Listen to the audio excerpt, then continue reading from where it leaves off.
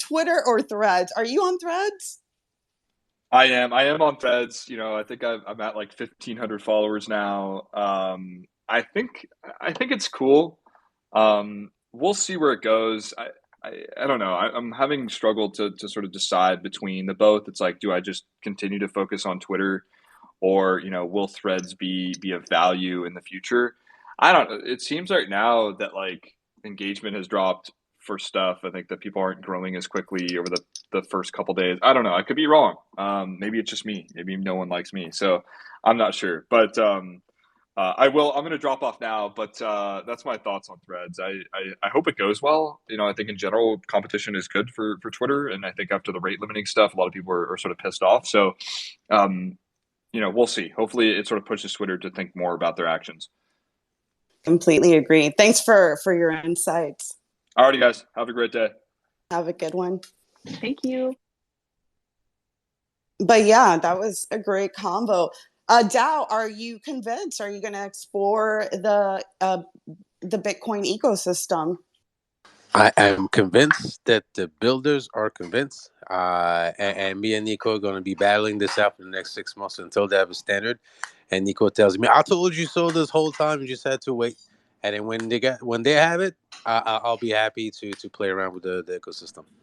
But you know by what they standard, I say: don't follow mean the builders, right? You got to follow the builders.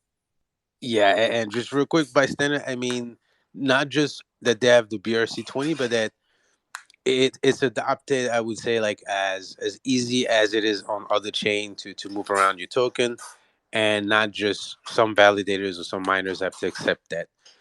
They have to also include the ordinals, right? So right now, in my opinion, right, it still is lacking that little bit of guarantee that it's going to be there for 10 years, right?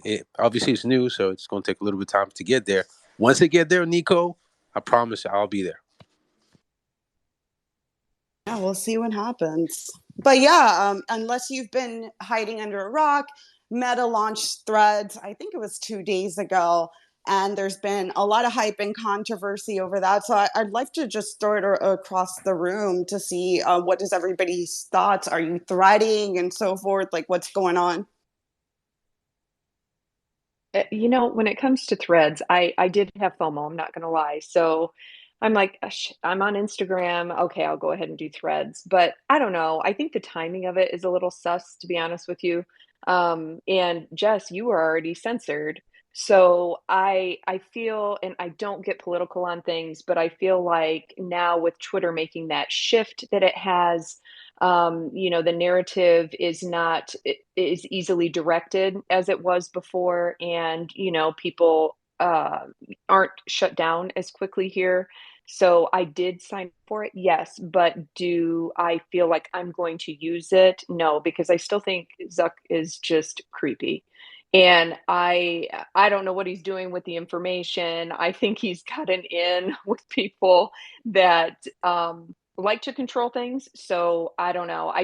I posted last night, y'all are doing the most with the whole buy Twitter, and I'm leaving, because I'm thinking, yeah, give it 2 weeks or less and all y'all's asses are going to be right back here, because I think you're going to find out that it's not what it was cracked up to be. So I'm sticking here. It's enough for me to follow Twitter anyway. Like, if I got to go and check all these different like social media platforms, it's too much, y'all. I'm going to stick to this. Other ones give me anxiety. I'm comfortable here. I'm old. I'm just going to stay here.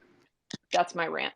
And it's the same people that have been saying for a year that they're leaving Twitter. Go ahead, Brooke, and then Adam. Yeah. So I know we got to like keep it brief, but yesterday I kind of like went off on a rant, because we all like to talk about like how long we've been places, and we've been in crypto for 42 years, or like I've been on Twitter since the very beginning. Not to no I was disrespect, born on Twitter. I was born on MySpace, but like some of us, like Tammy and I, literally were. So like you go back historically, Adam, like you'll love this, that I truly believe. And again, this is coming from like I have 350,000 followers across social media, most of them on TikTok. And somebody was like, "Oh, nice flex." And I said, "No, it's not a flex. It's hard work. Like to build up an audience, to build up like trust with a community, you know, of followers, you know, especially with video content, it's a lot of work. So like, and then what is the, you know, motivation behind it? Like BitGod said, like, oh, now I'm up to 1,500 followers. And it's like, for me, it's like in the grand scheme of things, what is that, right? Like, what is the fact that there's 15 million video views on one of my hashtags, you know, about me? Like, what even is that in the grand scheme of things? So if everybody's like moving over to like, it's just another conversational piece. It's just another thing for people to talk about on Twitter. And that is the whole point of social media, is for us to talk at each other. And like, you know, hopefully we're using it in a good way. It was the same thing with MySpace. And then I started doing video content on Facebook. And Facebook had this utility of like being able to keep in, you know, in contact with your friends from, you know, fourth grade and argue about the, you know, the quarantine. Like there's all these purposes to it. But like what I see with Instagram, because then, you know, or Meta, I guess, let's say it that way, is that they've always, after Facebook, because I feel like they started copying or tried to copy MySpace, they were successful, but then it just kept going from there. TikTok took off and had huge success. So they come out with Reels, which is not the same. And it's not great. You know, it's just sort of like this other thing that Instagram people do. And now they're like coming out. And I mean, it seems like an egregious use of the Twitter, like not copyright, but what's the word? Just like ecosystem. Like, why call it threads? Like that's literally part of Twitter. So I'm not a fan. I mean, of course I go over and I get my username, which now I realize you can just attach it to your Instagram. So you already have your like handle, which is good, because if you don't go get your handle, somebody else can and like, you know, extort you for it. So, you know, like I said, just coming from somebody who's like been on, you know, social media since I was, you know, 3.5 years old, I don't get it. Like Twitter, a bunch of Twitter said, we're going over to Reddit. Look how that turned out. Or we're leaving Twitter because of some political issue. They're still here. They were going to Mastodon. What was the other one? There was like 20. Blue Sky. Blue Sky. That was it. Blue Sky. Y'all, I'm over here laughing because Brooke's saying that. I just went and checked how long I've been on Twitter. Y'all, I'm like the old lady from the Titanic over here finding that blue heart. I've been on this Twitter app since 2009. I've been here forever. Like forever. I love that it shows how long we've been on. Yeah, they need to take that away, man. They need to take that away. It's like a birthday. It keeps getting worse, man. Right. Yes. Granted, I was just born, but that's, you know, that's beside the point. Yeah, actually, I gotta bounce. I actually gotta go prepare for my YouTube show. But my final thoughts on Threads are it's kind of like a new a new protocol on Bitcoin or something. Everybody likes to be early, right? And so we went over there. I went over there, you know, linked my account, and then I think I posted one time, and then I was just like, I'm not fucking doing this, man. I'm not gonna try and build a brand new audience on a brand new platform. Like, how long are we as humans gonna play this social media game? I'm done. I literally just stopped my account, like put it on pause or whatever, because I was like, nah, I'm out. So I'm not playing the game again, but we'll see. I might get wrecked and Twitter goes to zero and Reels or whatever, Threads goes to the moon, but I'm willing to roll the dice. But thanks for having me up. I appreciate you guys. Thanks, Adam, for coming by. Yeah, and contributing to the convo. Appreciate your time and hope to see you back. We do this every Friday, so definitely stop by. Nico, what's going on? Welcome. Hi, guys. Good morning. Hey, Nico. Hey, Tammy. Oh my God, a lot to say. So I have a use case for you. I linked your space on my threads. Like I threaded it, or whatever you want to call it. I mean, yeah, there's some people that come from there to back the spaces, believe it or not. Look, it's the fact of the matter is with threads, what the problem is that you get banned on one of them, you're banned on Instagram, you're banned on Facebook. I don't know about WhatsApp. Like, Brooke, you also can't delete threads now because you actually linked it to your main Instagram account. Yeah, it's like so stupid. I don't know what they're doing. And also, you can't even turn the notifications off like permanently. Like I can only turn them off for 8 hours at a time, which is really annoying. But Yeah, yeah, that like buzzing, that's how they want to get you, with that yeah, like buzzing I never, vibration to bring up your dopamine. Oh, I don't get notifications. I downloaded it, set up an account, and put my phone down, and like all of a sudden the phone's going crazy, vibrating. I'm like, what the fuck is going on? I haven't had my phone vibrate. Like I don't think this phone ever vibrated until I got Threads. That's the funny thing. Yeah, it's going to be funny to see play it out. Yeah, I see you over there on Threads. But we got Dub up here, one of the top influencers on Threads. How's it going, Dub? No, that's you. You're so good that you got banned. I didn't get banned. I got a content removed, and I ended up getting more engagement on Twitter, so that worked Yeah, out. you went from like a Threads maxi to just like anti-Threads so fast. Like 3 I was hours. like, damn, she Not switches even. up. She switches up so fast. I was like, oh my god. No, it's fun though. I'm in the boat that like it's just like just give it a try. And I mean like if you can grow it really fast, like the beauty of it is it's new. The algo's new, and the influx of users, like you're bound to grow. Obviously, some more than others, just because of what they're posting or tactics. But like, you can get a steady stream of growth, and then from there, like if it picks up and it does well, like you're set, right? And then you can kind of designate more time. But I mean, like, if you're doom scrolling on Twitter for who knows how long we're on this fucking app, like give it a few minutes on Threads, like just give it a whirl. And I mean, like, it's not that difficult. So But does it always, I know everybody's like, oh, you got to do this because you got to be early. Does it really matter? Like, I started Twitter in 2018 and I had 200 followers till like 2021. So, like, does it really matter being early? Like, you could just grow an audience when you want to if you really put focus on yeah, it. I think yeah, I mean that's so true. I do think that though, like just because it's new, it has that like first movers advantage to start. Because I mean, my Instagram has like 800, and I did more than that on Threads, and it's just like because it's new and I'm just posting on it. So I don't know. The conversion rate is weird. Do you Then, guys, oh, go sorry, ahead, Jess. Tammy. No, go ahead. Thank you.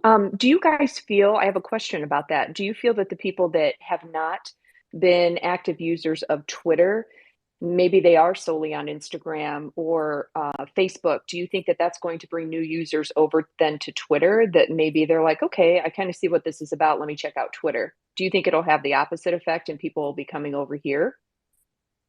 I don't know. I don't think so, because I mean, in Instagram, you would go to Instagram, you see a bunch of Twitter screenshots. Like, in my opinion, again, this is my opinion, the news always hits Twitter first. So what you're going to be seeing in any other app is just going to be like afterwards, and it's probably going to be a more censored version as well. So that's why, like, in my opinion, unless Elon really fucks this up, like, Twitter ain't going nowhere, and shit is still gonna flow through here first, and then you're gonna see the screenshots and the repost in all these other applications. Never buy an NFT collection. Go ahead, Joey. On Threads. Sorry, never buy an. They already have those. Yeah, no, Oh they my have God. them already. Do you know, But you'll be the last one. Like seriously, it'll launch on Twitter Nico, first, and then you find out about it on Threads.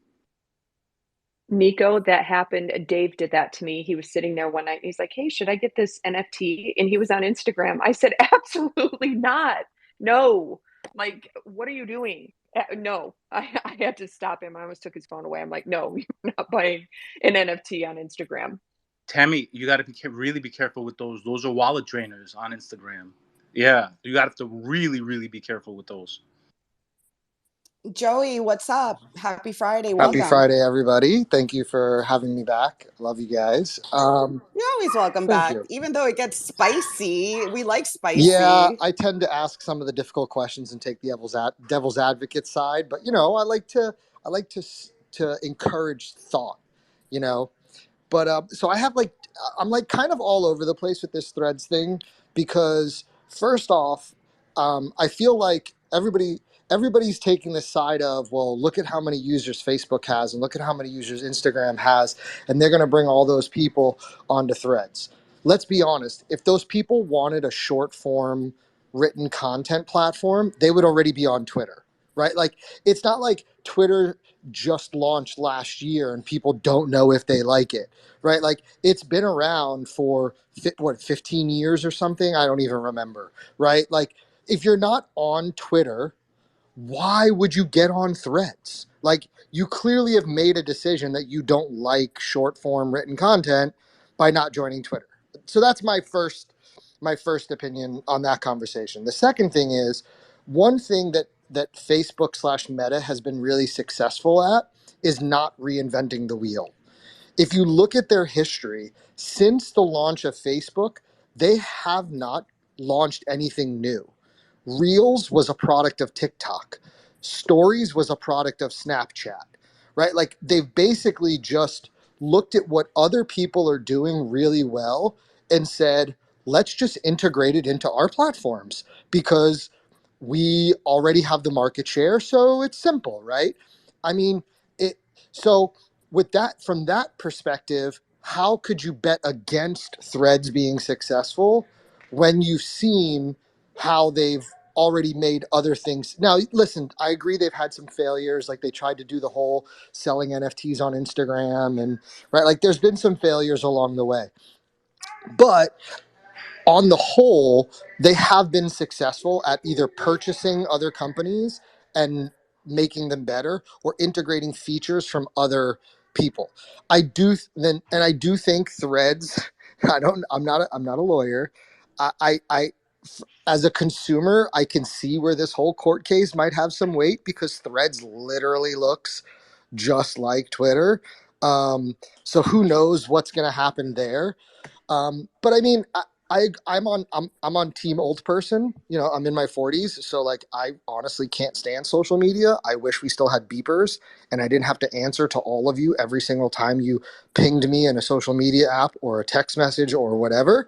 But it's life, right? This is the reality of we live in now. Somebody said something really smart on Another Spaces, which was like, if you go look at your screen time for Twitter, and let's say it's 3 hours a day, hypothetically speaking, he said, if you just take that 3 hours and say, for the first couple weeks of Threads, I'm going to split my time and do 90 minutes on Threads, 90 minutes on Twitter, you're probably not going to hurt your Twitter interactions and follows and impressions, but you could potentially grow on Threads just in case, which I don't think is a bad idea. But I also think you can't repurpose content, right? So to Dup's point, like, he's got more followers on his Threads than he does on his Instagram, probably because a lot of people from Twitter went over and followed him on Threads that didn't necessarily follow him on Instagram. So, like, I think you also have to be careful of repurposing content. Like, don't post the same GM on Threads that you post on Twitter. Maybe have a different personality or whatever. But I honestly don't know. It's been 48 hours, so we'll see. But I definitely think I posted something on my Threads. Who would win in a fight, Twitter users or Threads users? I think it'd be great to have like a battle royal between them to see who. Twitter users for sure. Like, we're in the fucking we're in the trenches every day. You got to be built different to be on Twitter, 8 to 10 hours a day, like all you guys are, including myself. So Vax, we're the gangsters here. We're the OGs. Jess, you said it the other day, though, like, what happened to the people that were articulating tweets in 140 characters? That's true. That, like, and Elon kind of messed that up, but whatever.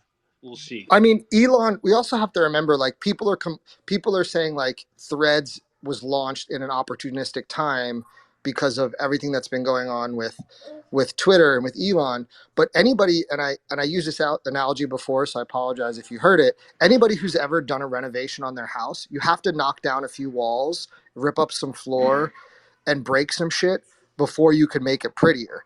Elon hasn't been here that long.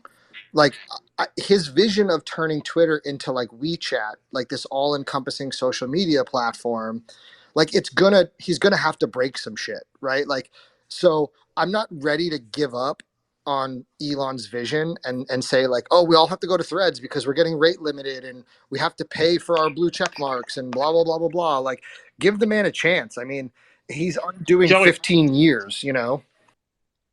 that was the biggest overreaction I've ever seen in my life. Like everybody was complaining, and he said it's temporary until they move. Like I don't understand, and people are still complaining about it, and that like you're not rate limited anymore. I don't see the problem, even though now he is kind of restricting a lot of accounts, but like by the next day they're fine. So I don't know what's going on with that, but it's just an overreaction. Like I agree with you on what you're talking about, on what you said about knocking down walls and all that. Yeah, I agree. I think I overreacted about the rate limit as well. But what was I going to say? Nobody's mentioned anything. Nobody's touched a lot upon, the censorship part of it. And I know from my experience, I know they took down my meme, whatever, but I have seen some screenshots as well that they're putting like alerts on people's profiles saying like that they may be providing like false information or something like that. Any validity to that anybody knows that? I can verify the meme thing because it happened to me, but I can't verify the profile thing.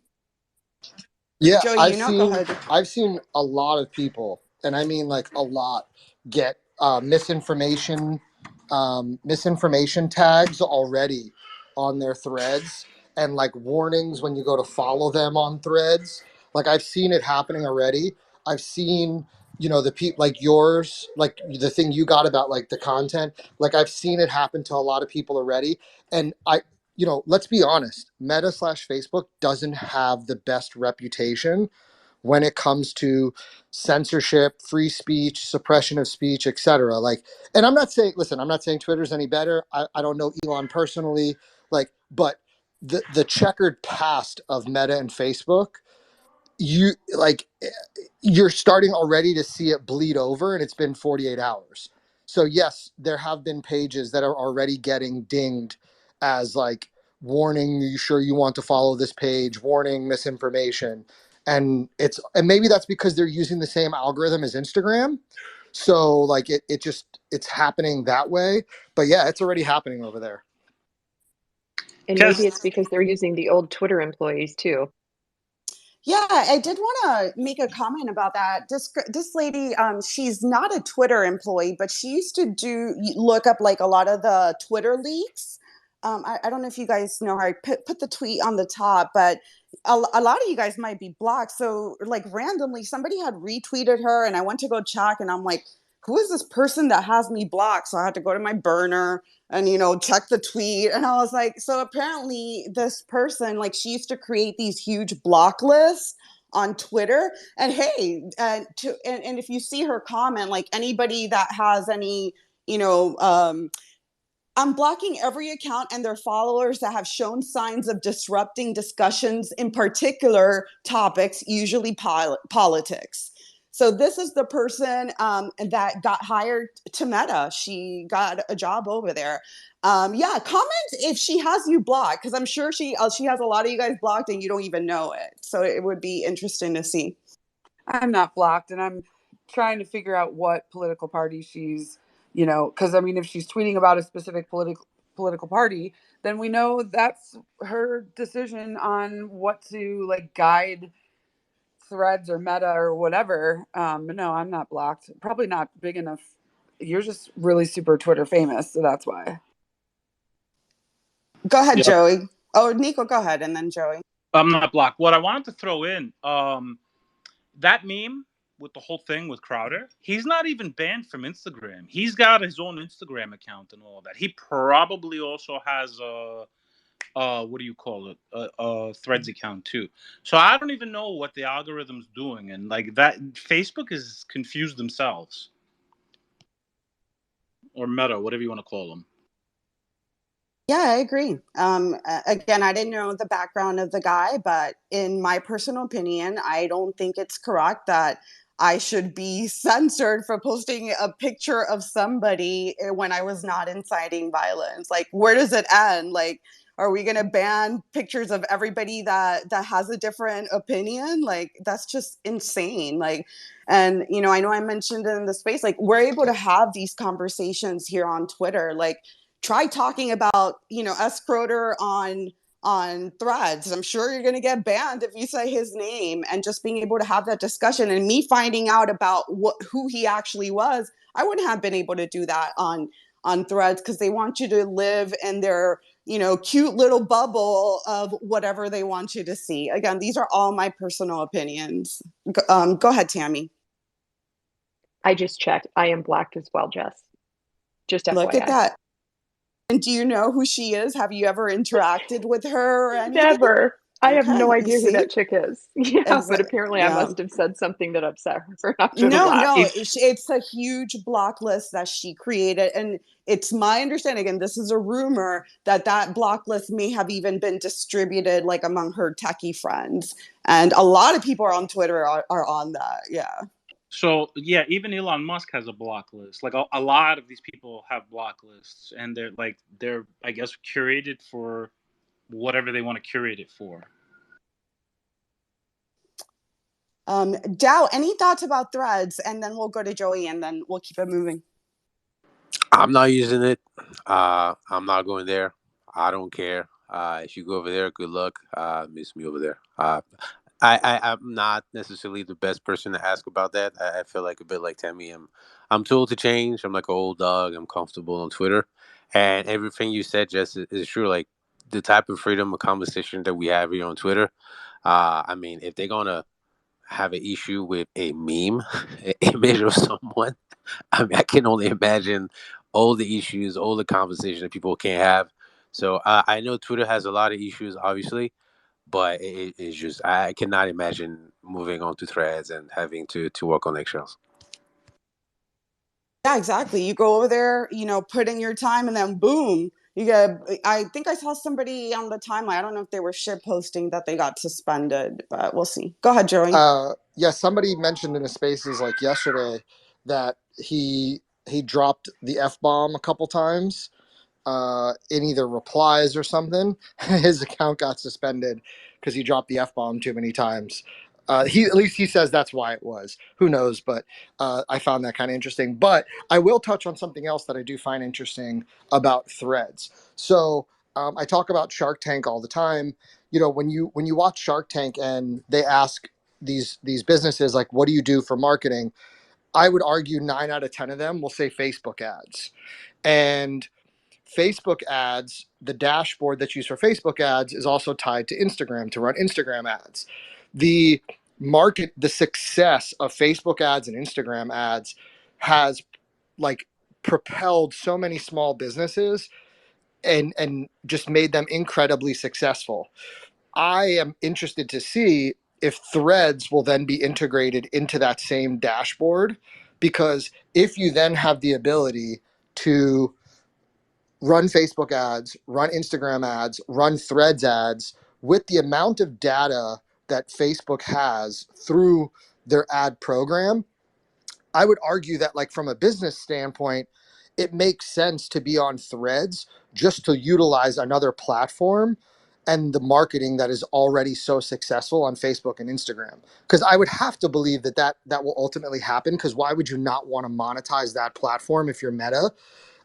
So like, we're talking individually, do we want to be on Threads and is it worth our time? But if you're a business, like you 100% need to get on Threads, in my opinion, because of the ability to leverage the data and target marketing you can do through the already existing Facebook ads platform on Facebook and Instagram. I do agree with that. I think I mentioned that yesterday too. Like I think Threads is going to be great for like brands or companies that are trying to sell something. I think it's going to be a good medium. But yeah, we'll see how it works out. Go ahead, Nico, and then we'll keep it moving. They censored the word bastard. Somebody was trying to call. Oh my god!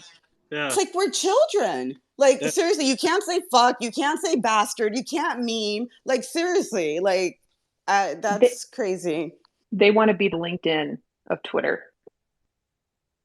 But it's fake. And that's the exact reason why I left Instagram with 20,000 followers 3 years ago. It's a bunch of fake shit. Like, And once you've been in the trenches of Twitter, like, do you really want to go back to that fakeness? Like, again, my personal opinion. So one problem that I'm having with Instagram, you're right, it's 100% fake. I think like if you do a subscription, don't quote me on this. I'm not 100% sure, but when I go through Instagram, I get like I'm overdoing it, like 3 or 4 promotions to other Instagram pages that aren't really even selling anything. They're just whatever, and it's weird. But I'm guessing that they're because it says promotion on the thing. I'm guessing that they're paying for a subscription and they're promoting you in the subscription, which that's actually kind of fake engagement in some ways. If you have to pay for it to go that way, it's hard to explain, but that's not cool. Like, it's not your content; it's just you paid for it. That's not real at all. All right. All right. Any last comments about Twitters and Threads? I'm sure I'll end up back there at some point, but I'm going to let my hurt feelings chill out for a bit. We're here for you. You're here for me? Are you over there threading, Leo? Yeah. Yeah, You know what? Is it always does everybody have that refreshing thing every time? It takes like 20 seconds for something to post. Is it just me, or you think I'm being limited? Yeah, you're definitely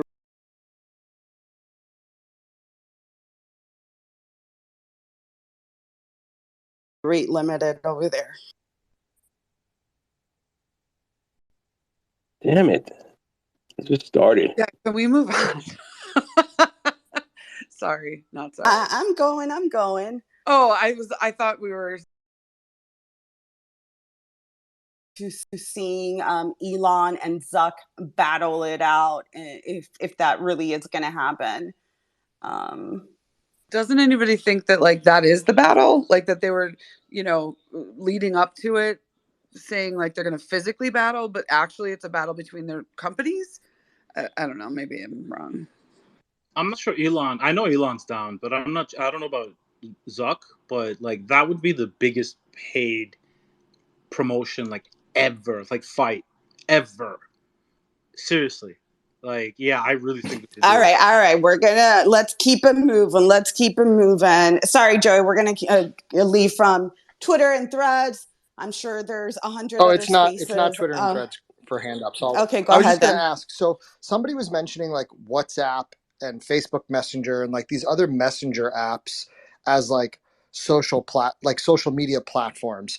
Do you guys think that do you guys consider those social media platforms?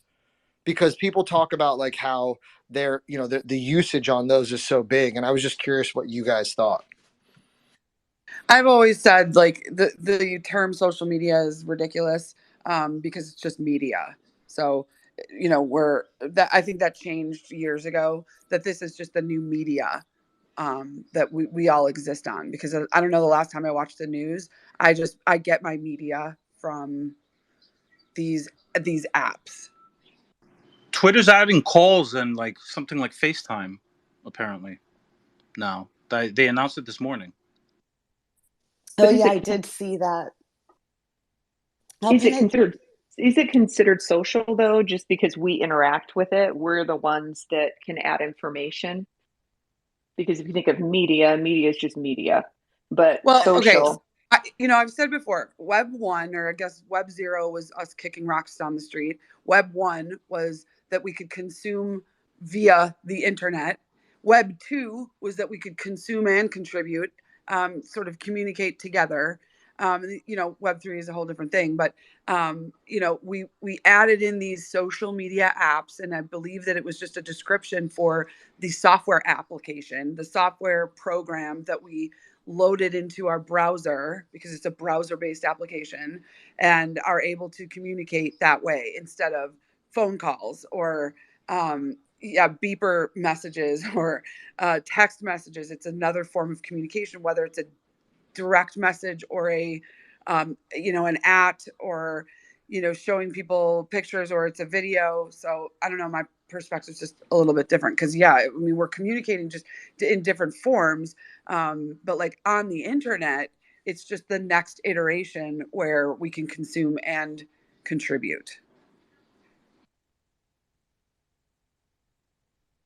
Yeah, I think the next before we move, the next platform that like I probably put my effort into it definitely has to be something with a social graph that can be moved around. Like fucking around with these centralized social media companies, it's just exhausting. Like because you just never know what's gonna happen.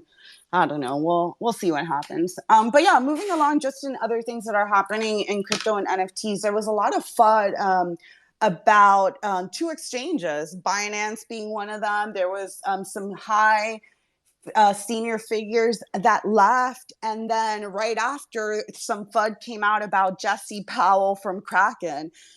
And this story was really weird. I don't know if you guys heard about it, but Jesse Powell, he was being investigated by the FBI. Apparently, they raided his house in March for cyber stalking and hacking people from the foundation from one of the foundations that he has, or some weird shit like that. Apparently, it's completely unrelated to crypto, but I just thought it was very coincidental that they put up this crypto exchange FUD out there at the same time. And I feel like something else is coming. I don't know. What do you think, Dow? I see you putting a heart up. I would love to say the narrative is TradFi is going after all those founders to kind of take their bags and be more prominent. But unfortunately, I have to admit, some of these founders fucked around and found out. Like they've taken the reins of some big exchange and they took too many freedoms. And I think when you're playing in a new environment, when regulation is coming, you have to anticipate that anything that you do will be held against you. So I think for a long time it was Wild Wild West, and even if it was 4 years ago, 6 years ago, what you did back then will be brought back by those regulators on the behalf, in my opinion, on the behalf of TradFi coming into the space. So to your point, the timing is not by accident. I think if you are a TradFi, an institution that wants to come into crypto, and you've already been in crypto, but you actually want to stamp your influence, and you want to be the main, I would say, vehicle for adoption for institutions, for regular average Joe out there, then you don't want to have to go through the Binances or the Krakens of the world, right? You want to diminish them as much as possible through regulation, through news items. And so it makes sense. The timing makes sense. But unfortunately, it's not just, oh, these guys are being persecuted. I think it's also they've done a lot of fucking around and found out. Do you think maybe it's because of that's the way for them to backdoor him, like say, oh, it's for the Verge Center, whatever it is that he owns? Because that's something I read up on as well, and that's the only way I can think of for them to be able to come and say, okay, well, we're going to go here, but ultimately we're heading to the cryptocurrency one bleep, and we're going to take them. You know what I mean? Yeah, I get that. If I was an institution, right, that's looking at crypto, and I don't necessarily have those relationship with the founders of different funds and exchanges, then rather than deal with them, I will do everything I can to minimize their position. So the timing is not by accident, and what I can't prove, right? I don't know that anyone has any information on that, but from the regulators to the actual CEOs of hedge funds or what have you, they have a lot of networks of people that work together. There's a lot of revolving doors. So you work for Goldman Sachs or JP Morgan, and then next thing you know, you're regulators for the US government or some of the governments around the world. Those connections, it doesn't necessarily mean that there's like a conspiracy. It just means that there are people with similar interests. And I think their interest is to move into crypto without necessarily aligning their interests with the existing leaders of different exchanges. Yeah, I think that's a great take. And I just wanted to add something that, Tammy, I saw you added in the notes that, US exchanges only take up 10% of Bitcoin trading volume. So again, whatever happens, steady lads, steady lads. Like, we'll probably see another round of FUD, and, we'll see how things shake out. But yeah, anybody else wanted to chime in or comment?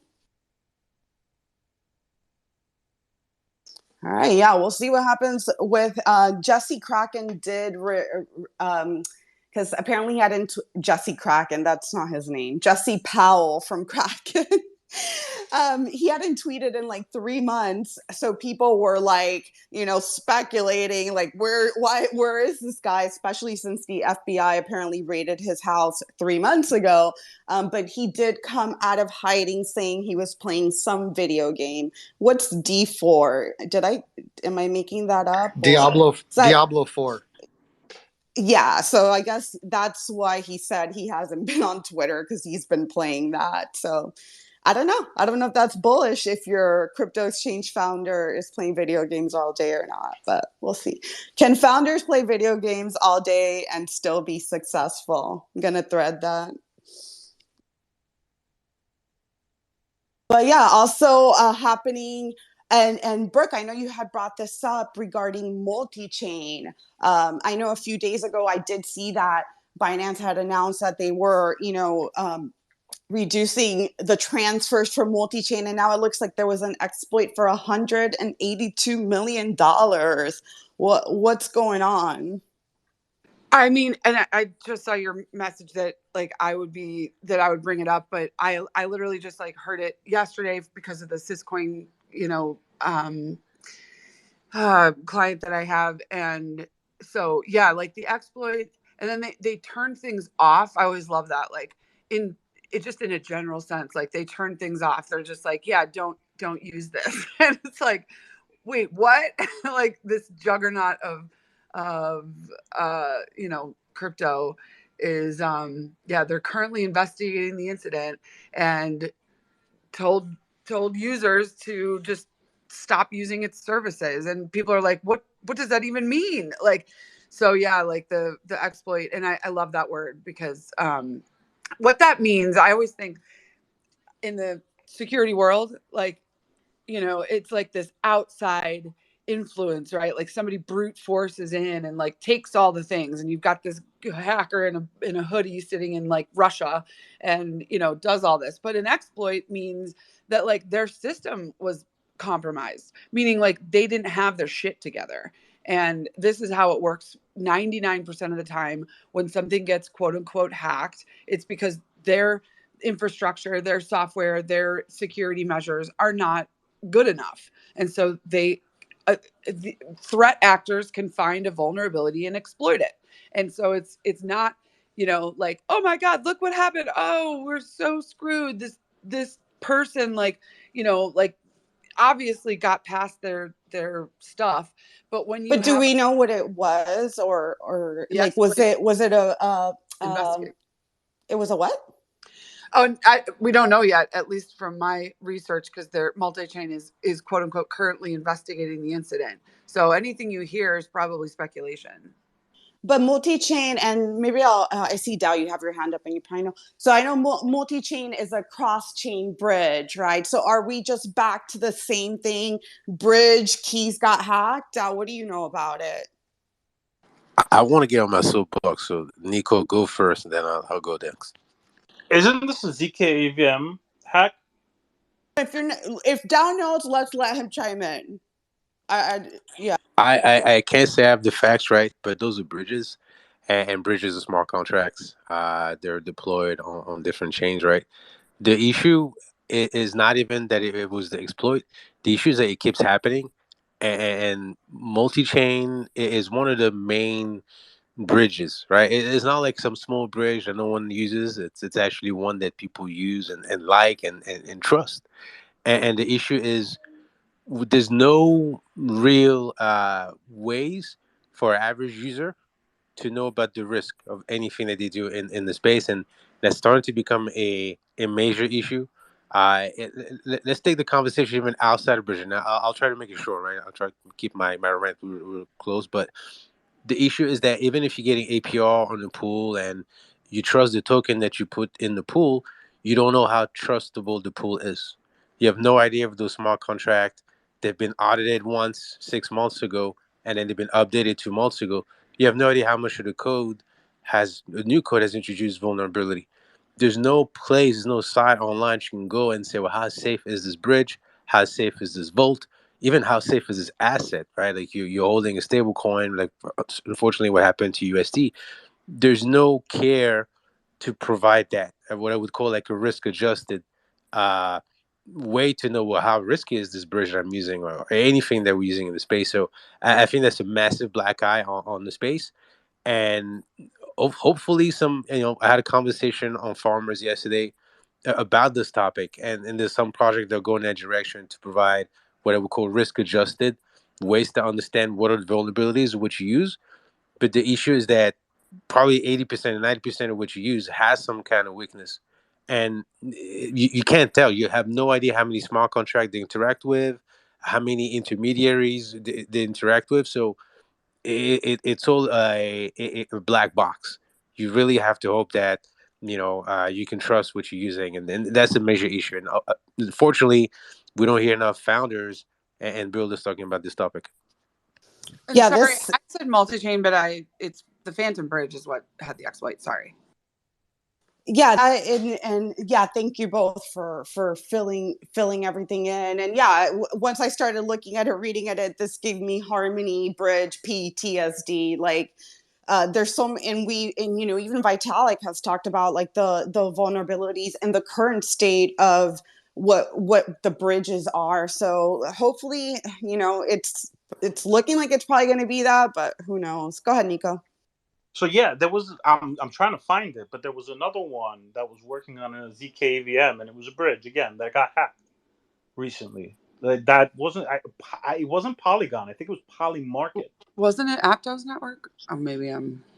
But there was one recently, like in the last week. Well, the one that we're talking about now is MultiChain, but yeah, there's bridge hacks happening all the damn time, and it's just the same story over and over again. So we'll see. Hopefully, it wasn't something stupid that somebody on the multi-sig got fished, but it typically ends up being like that. I don't know, or insider job. But we'll see what happens. But yeah, how much was it? $128 million. And Nico, you were right. Aptos. When I was researching for today last night, I did see that article on that. I said Aptos. Yeah, that's what I was. Oh, I'm sorry. I thought Nico did. Oh no, it's fine. But I was just reading like what happened there, and that was an actual Twitter takeover. Somebody didn't have their multi-factor authentication set correctly, so they had sent out a fraudulent airdrop link. And so that was what happened with Aptos. Yeah, interesting stuff. We'll see what happens, and I'm sure it won't be the last. How do you and I don't know, Dow, if maybe you know this, like, does Vitalik not believe in multi-chain? Like, why aren't they doing anything to improve these damn bridges?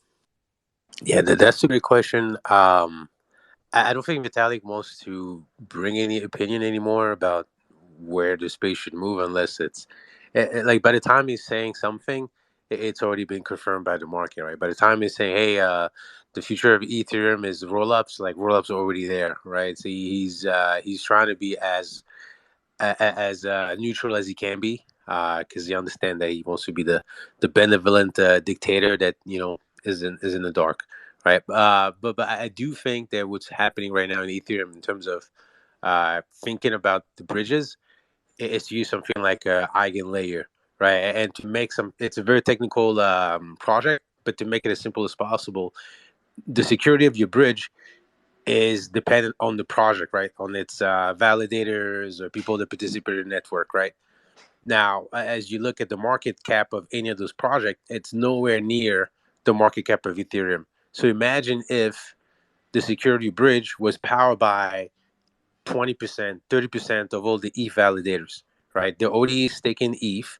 And now on top of providing security for ETH, they have a second use case or a third use case when they also provide security for a Oracle service, a decentralized network of Oracle providers, or decentralized network of bridge providers. So now for the same exploit to happen, they have to directly break that network of ETH validator, right? And because it's within this eigen layer, there'll be more visibility about the best practices, about whether it's a multisig that's providing the security, right? So all of a sudden, the things that right now are in this black box will be brought to light, and there'll be way more security for all the things that come around the chain, and that's where the issue is. Usually, most of the chains are pretty secure, from maybe not Solana, I don't know, but from BSV to, you name it, most chains are secure. It's all those little modules around the chains, the oracles where the hacks happen, the bridges, because the smaller products, you can't really blame them. They just don't have the same scale of security that the bigger chains are. So what I've heard from the ETH developers, at least, is that's the direction that they think will make all those different modules more secure. But it's still a work in progress, and it's still conversations that need to happen before this is like best practice accepted by everyone. Yeah, I think that's a great point. And I just wanted to take a minute now that I think about it, when we're talking about multi-chain and things like that. Next week, we're actually going to have Trader Joe on. If you're not familiar with Trader Joe, they're a DEX that started at Avalanche, and they use layer 0 technology, which is omni-chain fungible token, OFT. So we're going to learn a lot about what they're doing. And actually, it is what some people call as a solution to the current bridging option. So I think this was a perfect conversation to remind me that we're going to have them on next week, and completely looking forward to that. So yeah, I put up the tweet on the top. If you like nerdy stuff like that, or just want to learn about Trader Joe and what they're doing, they're on Arbitrum, BNB chain, native to AVAX, and I forgot what the fourth one is. Yeah, it'll come back to me. Go ahead, Nico. They're on a lot of things, actually. All right, I have something to say, but have you farmed the airdrop yet for layer 0, Jess? No, I have not. I don't have time to farm. No. All right. DAO, dude. The reason why Vitalik stopped talking about the future and all that is because he gets himself in a lot of trouble. You know that. A ton of trouble. He called Matic a hack, and then something else with another protocol and all that. But that's besides the point. He actually talked about, I was kind of surprised, but he talked about Loopring and Tyco, and how Tyco is actually a really good zero knowledge rollup. Well, Tyco's more of a mirror, but yeah, he was talking about how that one it was ahead of its time, but then also did it really slow. But they're probably one of the better solutions out there. I agree with you. I think he doesn't want to be seen as picking a winner. So even though he might have an opinion, he's trying to make it as neutral as possible. And by the time you say something, it kind of usually feels like it's already been decided and accepted. I feel like he was really loose lip yesterday. He sounded very giddy, and yeah, it was interesting that he doesn't do spaces a lot. Typically, I think the spaces I see him in are like ZK Sync and very, very technical shit. So for him to be in that crowd, it was interesting. And I think, do you think that he was kind of endorsing for them just by being there? And I'll throw that to anybody on the stage that wants to comment. All right, maybe nobody wants to comment. All right, so then we'll move it on. Can anybody hear me? Yeah, we can hear you. Yeah, we hear you. What was that about? Hold on. Yeah, so we'll see. I don't know. It was interesting to see. Shout out to the Taproot Wizards. I know Daniel's probably really upset. He still hasn't gotten one. And now his idol is supporting Taproot Wizards. So yeah, it's going to be interesting to see how that all plays out. But yeah, shout out to Vitalik for branching out of his hole and coming back to Twitter Spaces. Did Taproot Wizards even mint? I thought they didn't mint yet. I don't know. If they haven't minted, that's the longest No, they haven't minted mint yet. time ever.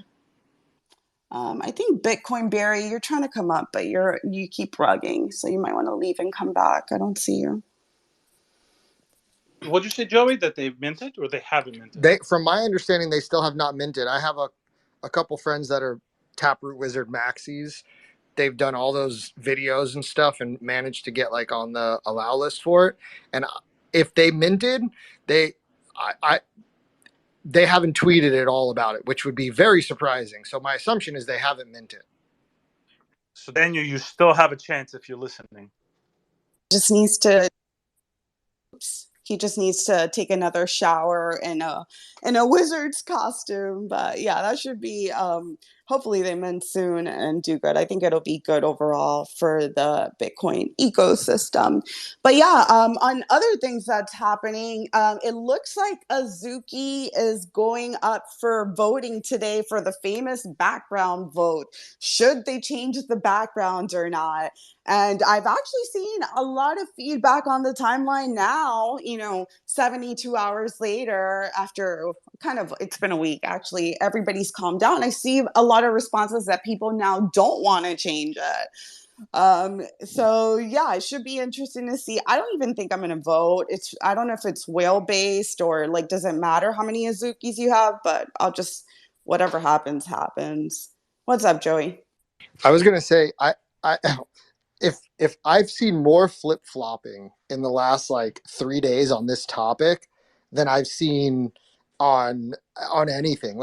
I've got so many friends that are beans holders, Azuki holders, elemental holders, where they were like, yeah, change the backgrounds, and they were all tweeting out this is what I would have made the backgrounds. Look at how cool this is.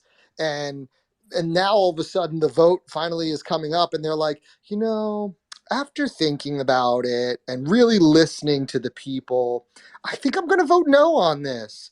And it's and this is I've always been a proponent of stop. Your community is important and their feedback is important, but don't let them make decisions that affect the long-term positioning of your project. It's fine to say, hey guys, we love your feedback. We'll consider it because you're the community, but ultimately we're going to make the decision that we feel is best, right? To put out a vote and say, if you all vote to change the backgrounds, we're going to change the backgrounds.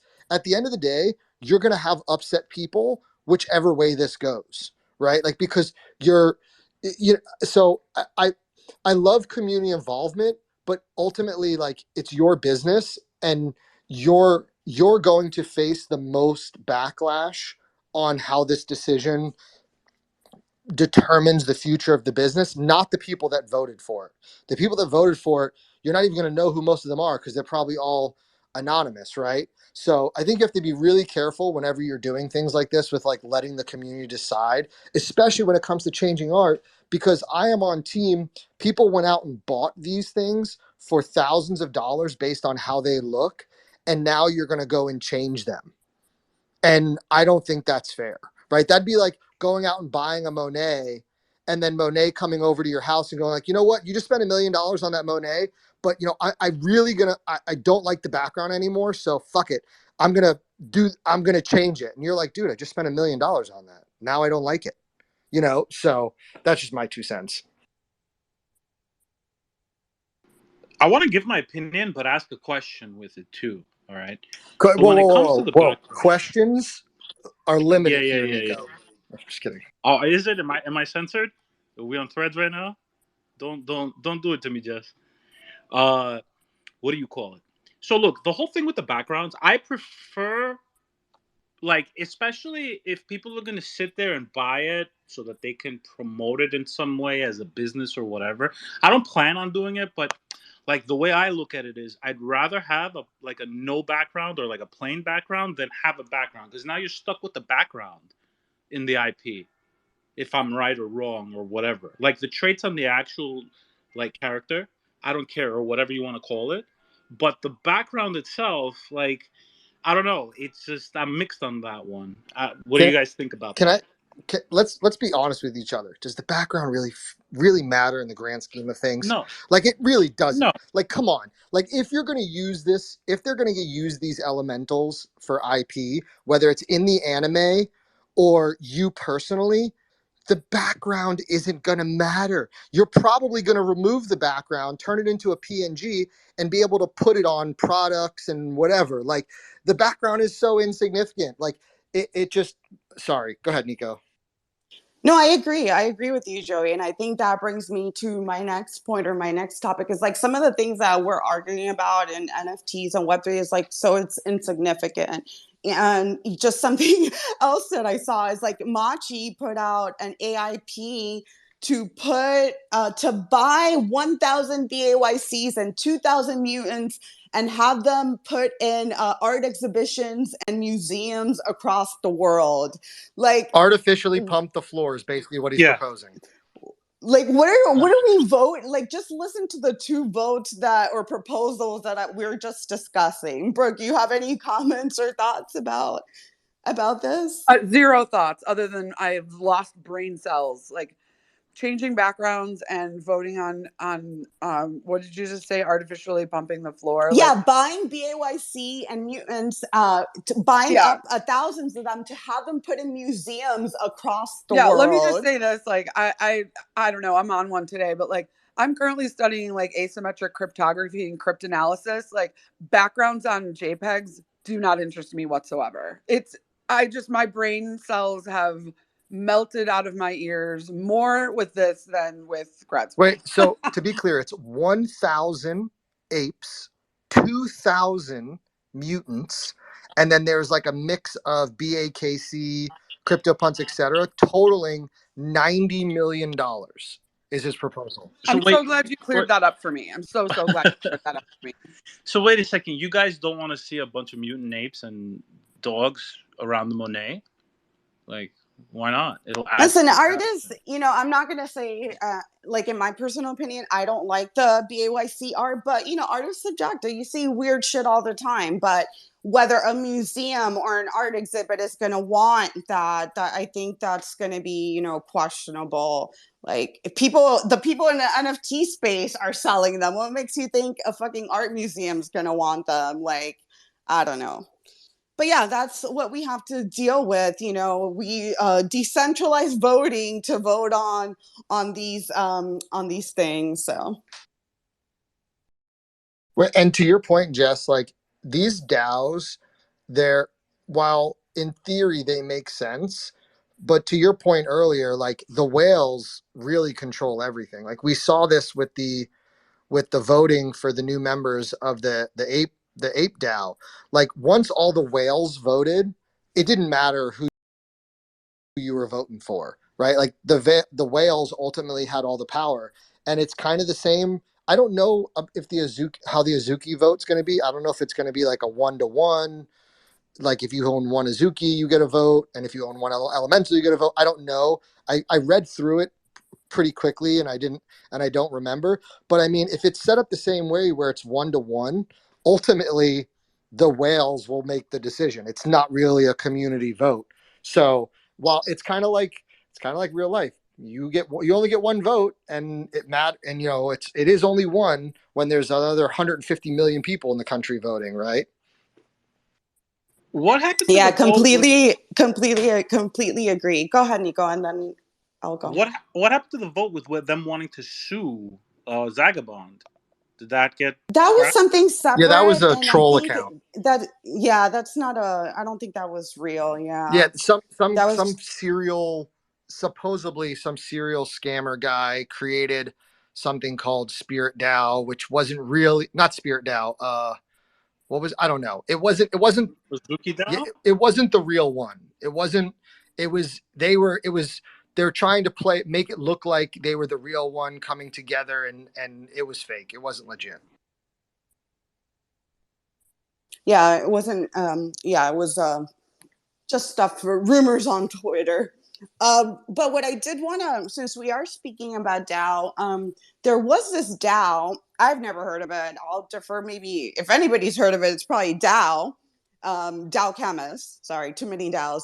But Barnbridge DAO is under the SEC investigation. They put a post on their Twitter page, which I put up the article, but I'll find the tweet as well, that they're currently under investigation. I'm like, who the fuck has heard of Barnbridge? I actually used to think they were like a up and coming protocol in DeFi. So basically, if I remember right, there's like a bond mechanism. So imagine if you have like I don't know, anything like USDC, USDT, or ETH, and you want to earn something passive on it. You lock it over a certain period of time, and then because you lock it, people can leverage it for lending, things like that, right? So you get like this passive APR. At the time when it first started, it was a very great platform. TVL was high, maybe like 2, 3 years ago when they first came out, and then they fizzled out. They didn't really get any adoption, so I left it. I had tokens, but I don't have any more tokens. By the way, all my tokens were lost in a boating accident, so I don't have any more tokens anymore. But I think the issue with the DAO right now is, to your point, Joey. There's DAOs in theories, right? When we talk about DAOs, I think most of us are thinking what they should be, which is like completely centralized. Maybe to some extent, everybody gets just one vote, regardless how many tokens you have. But then that creates, a lot of other issues. So when it comes to governance, we haven't figured out how to actually create the DAOs that we have in our head. And what that then leads to is those can look like just protection from for founders and whales to actually still operate as actually as the leaders, the CEOs and directors of a project. And in the case of Barnbridge, I haven't really looked too deep into it, but I can kind of see how what they were doing could be seen as a security because of the promise of return. And then if the DAO was badly set up, especially if they didn't really think legally, like I think some of the founders are based in the U.S. as well. I didn't think legally to really structure the DAO the right way. Then it could just look like a front to what is really a centralized operation led by developers and the team, and mostly they are the reason for the appreciation and depreciation of the tokens. So I think it's probably something along those lines. I don't think there's anything like mischievous. I don't think those were bad actors. I just think that in terms of how you set yourself legally, especially if you are a startup in the U.S., it can look like you're trying to bypass some regulations, and that's probably what happened in their case. So I did just look it up. So for the Suzuki vote, the only votes are people that hold elementals. So it's one elemental equals one vote. Um, so it has nothing to do if you hold an Azuki or a bean or anything. So and it's 50%.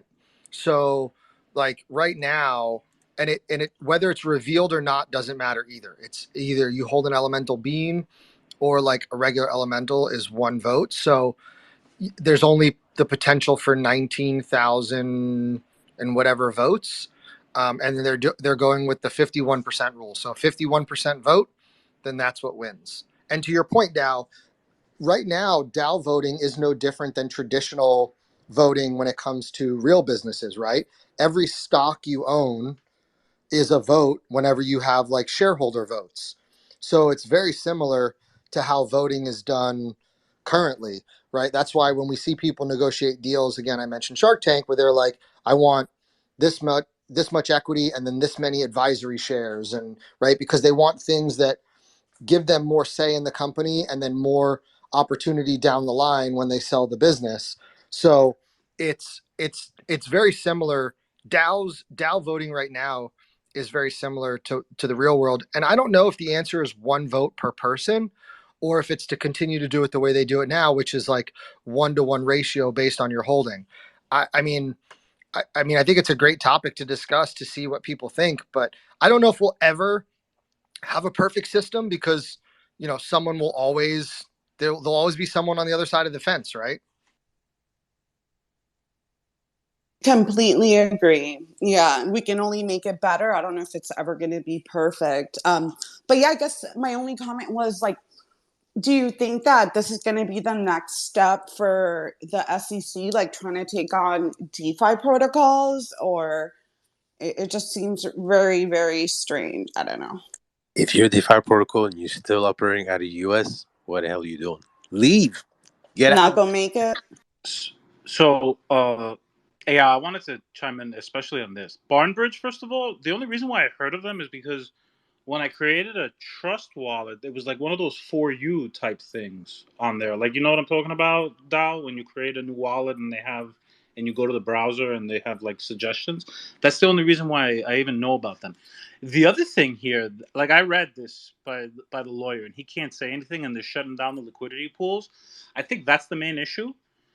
I don't, and they're probably the low hanging fruit in this situation because the SEC has done a few things with Uniswap, and I looked up. Uniswap is based in Brooklyn, New York. I can't believe it, but that's besides the point.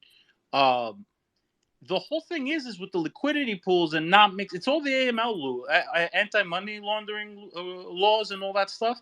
We're technically not allowed to be involved in liquidity pools that are worldwide. We're only allowed to be in censored liquidity pools, if I could put it that way. That to make sure that none of our actual tokens was touched by a terrorist or someone that was money laundering, stuff like that. So I believe this is going to be one of the steps that they're going for. That's why they went at. That's why they're also going after like Binance and Coinbase. That's why Binance had to create a Binance.US to separate all of these liquidity pools. And apparently, one of the things the SEC even said against Binance is that they didn't do that, and they're talking about how Coinbase did something similar as well. So it's kind of wild. Like this is what it looks like, and Barnbridge is the low hanging fruit. Yeah, that's a great point, man. I do, and someone said it before. Forgot who it was, but there is a precedence for the SEC to kind of go after, as you said, like the low hanging fruit, like the smaller protocol that obviously did something wrong in the way that they set themselves up, and then use that case as a precedence to then say, hey, based on the case that we won because they folded or they accepted the verdict, then they can go after, to your point, Nico, they can go after the Uniswap and say, hey, well, based on the precedents that we established. But this is a way to muddle the waters because in a lot of those cases, it doesn't necessarily apply. They're just trying to make it seem like it applied to all those different DeFi protocols when there was something very specific. I don't know the details, but in the case of Barbridge, I'm sure there was something very specific in the way that the DAO was set up. You can set up the DAO as an LLC. You can set up as a different type of legal entity, or maybe you don't even set up at all as an entity. So the details get lost, and then the SEC can come and say, "Hey, all those DAOs have to follow this new regulation." And so, yeah, in my opinion, I mean, I say jokingly, but if you're a DeFi protocol and you still based in the United States, I don't know what you're doing. Did you say that? Did you hear that space with the library protocol founder, and what he was talking about? How he was their protocol was the low hanging fruit and all that stuff. You're right. And then those presidents and all that. Yeah.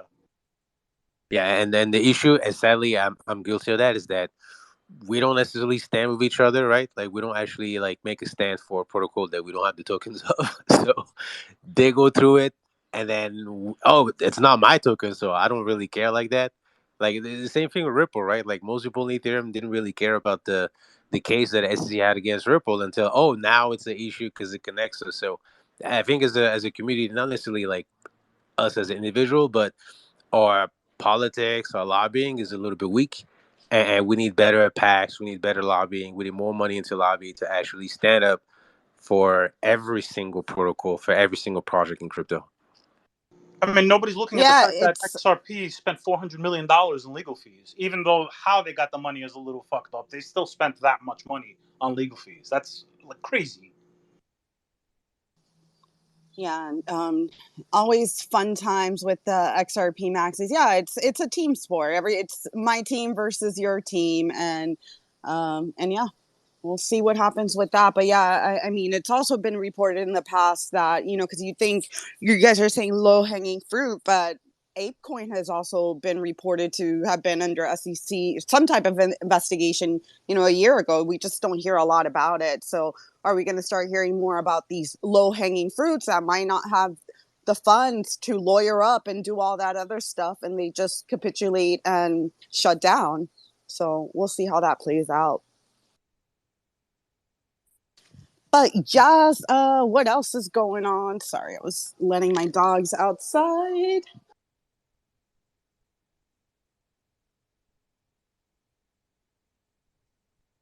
But yeah, besides that, yeah, we got the Twitter and thread battle. We'll see how that plays out. Azuki vote finishes. What time does it finish, Joey? That finishes at. Hold on one second. Oh, it starts at. I'm sorry, starts at 12. It just started actually. It started 15 minutes ago. So I'll see. I know Daniel's down there, and he's going to be voting hell no to because he is a Azuki maxi. And then I don't think Machi's vote is going to go through. Like, that's just, people need to find better things to do with their time. Like, I don't know. Jess, do you think the whole tweet limit?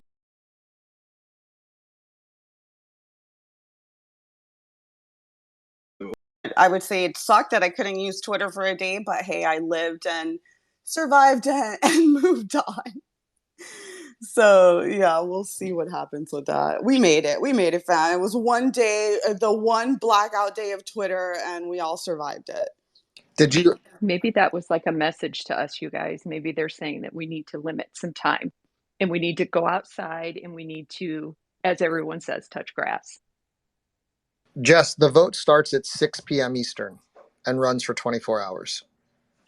Oh yeah, you're okay. What did I think It it says was? 3 p.m. Pacific, which if you thought it said Eastern, you'd go back, which would be 12 p.m.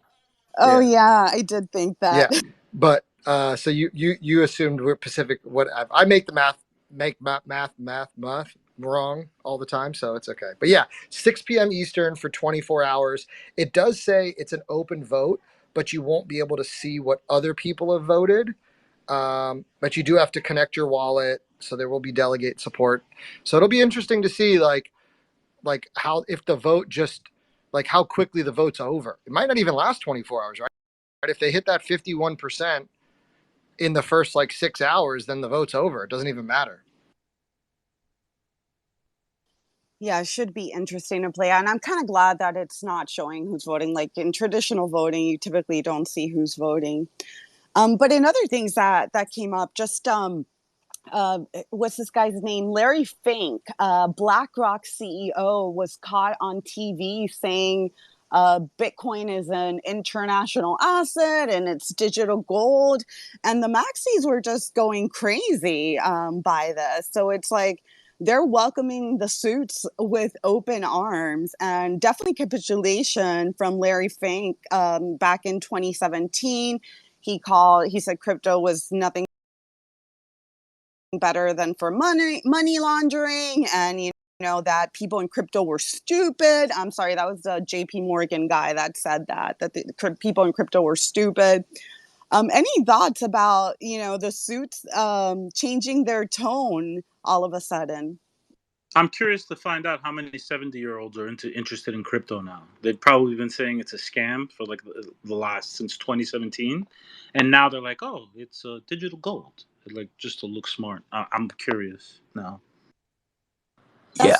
Go ahead, Dal. Just real quick, I'd say to be fair, right, to Larry Fink, right, who's the founder and CEO of BlackRock, right, the biggest hedge fund. I think they manage 9 to 10 trillion worth of assets, right? Like, so in terms, if they were a nation state, they'd be third, right behind China and United States. So that's how massive they are. It's just a massive financial infrastructure, right?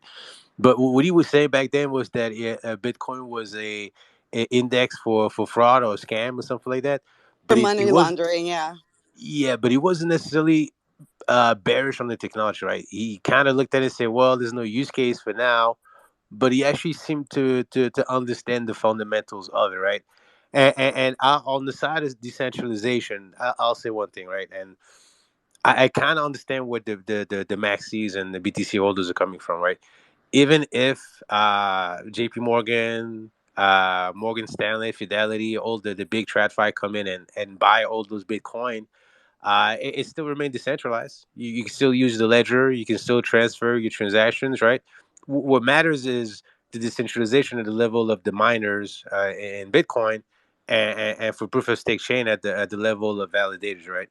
And I guess we can create scenarios where obviously BlackRock and what have you could somehow influence that process. Sure, but I think at least in the case of Bitcoin and Ethereum, enough decentralization that that probably will not happen. So I get the pushback. I know it goes against the narrative of decentralization. We're supposed to replace those financial institutions, but that was always a revolutionary dream. But then in practice, there's always going to be some integration between TradFi and DeFi and crypto in general. Yeah, it's going to be interesting to see it play out. BlackRock is here, folks. Everybody wanted institutions to buy your bags. They're here. Let's see if they buy them. I don't know if they're going to buy your JPEGs, but people can stay with that hopium.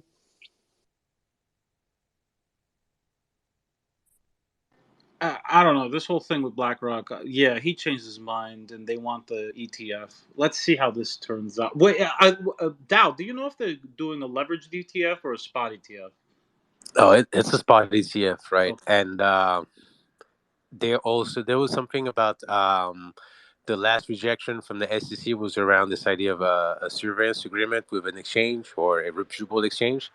And BlackRock has now listed Coinbase as that exchange, and then it seems like all the other applicants for a spot ETF are also pointing to Coinbase. So if you got Coinbase stock, maybe that's bullish for you because it seems like they're going to be like the main access point for those ETF to buy their assets.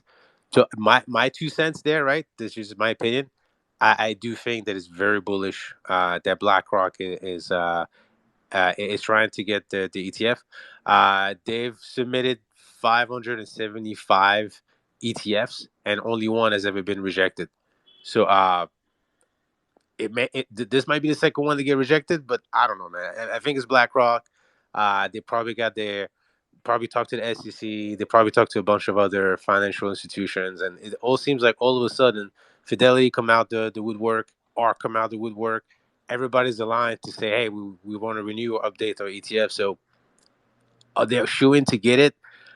I mean, I don't know. I don't know what's going on at the SEC, but I think it's the biggest institution that could make the effort to get a ETF. So I don't know what rejection the SEC could have, and I don't know if Gary Gensler has the juice in Washington to say no once again.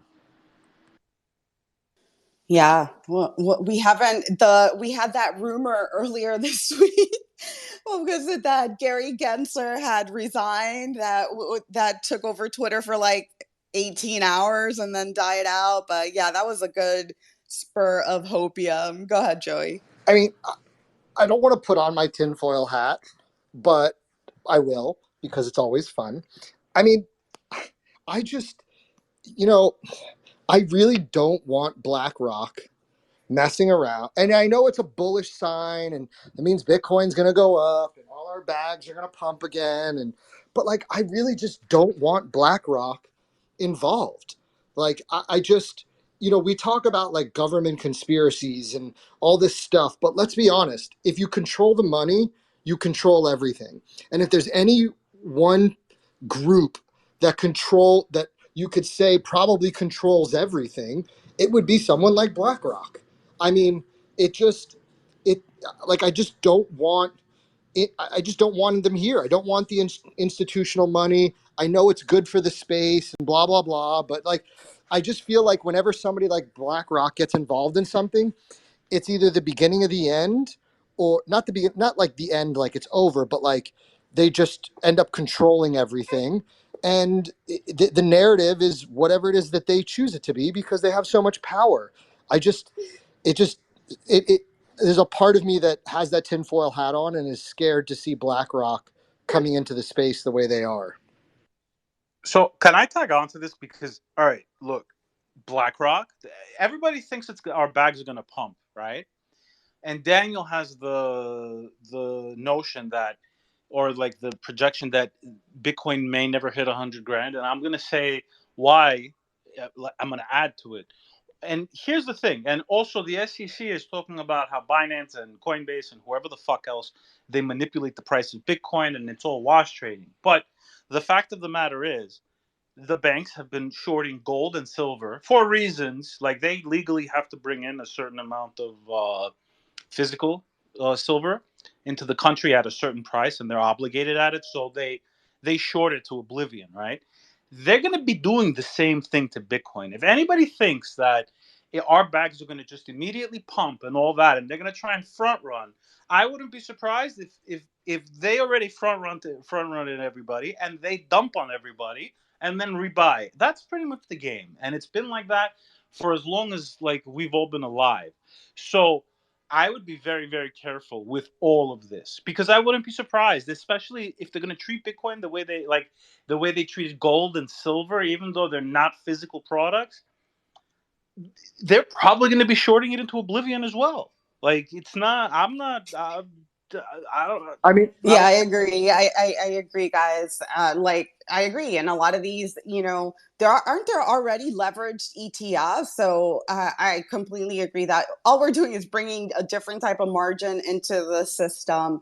So I don't know how that's gonna play out. But sorry, go ahead, and then I want to move real on. quick. Go ahead. NFT founders and NFT and crypto influencers didn't invent pump and dumps and wash trading, right? Like this has been going on since the beginning of the New York Stock Exchange and any kind of like trading, right? Like this is nothing new. So to think that somebody who has the power, and I read this somewhere, and I don't, maybe we read the same thing, Nico, about, expect BlackRock to pump or, for it to short, and then it dumps, and then everybody sells because they panic, and then BlackRock buys it all up at like a little, at 25K or 22K, and then they manage to get it back up over 30K. Like, so like the idea of somebody, pump and dumping or wash trading, it's not unheard of. I mean, it's been happening for a really long time. And Daniel did say yesterday in his tweet that Bitcoin will never be below 30K again. I mean, I don't know if we're gonna make a bet on this, but I would probably get in on it and say that there's a chance it could drop below 30K again. Especially when you've got somebody with as much power as BlackRock, trying to manipulate the market. So I don't know, true. Go man. ahead, Dad. Your son will disagree in the background, Joy, man. So I think he knows something about BlackRock. I'm super bullish on it, right? And I know it Of goes course against you narrative are. decentralization, but hold on, give me a second, right? Like I'll make so historically, right? BlackRock, yes, they control everything. That's true. They're very like a hegemon, right? Like almost like the evil super corporation in the bad movie, right? Like what was it? The robot thing, right? I forgot the name of that series. It was really good. But anyway, when they came into the gold market, right? Like the ETF for gold, the total market cap was 1 trillion. 15 years later, it became 13 trillion. Now, the difference between like a retail investor and maybe like a large institution investor, yes, there's a lot of hedge funds that will do like shorting and leverage and all that stuff, but on the overall, they're what they really do is they recommend their clients, right? Like family offices,